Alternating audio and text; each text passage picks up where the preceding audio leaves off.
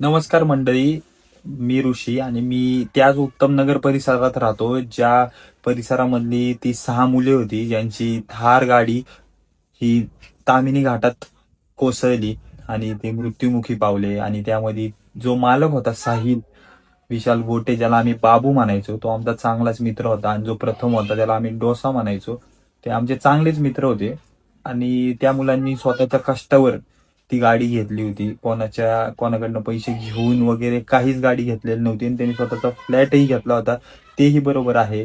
ती पोरं दारू पीत नव्हती, ती पोरं नशेत नव्हती, ती पोरं कधीच दारू पीत नव्हती. आणि तुम्ही जे सोशल मीडियावर काहीही टाकताय, मनाला येईन ते, पैशावाल्याचं पोरग होतं, माज केला, हे केला म्हणून ते झालं, तर ती माज करणारी पोर नव्हती.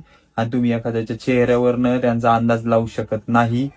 तुम्हाला काही माहिती नसेल तर कृपया करून काही बोलू नका, श्रद्धांजली वाहू नका, पण काही वाईट बोलू नका त्यांच्याबद्दल.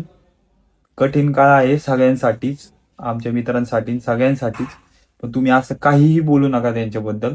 रोकठोक महाराष्ट्राला सबस्क्राईब करा आणि बेल आयकॉनवर क्लिक करायला विसरू नका.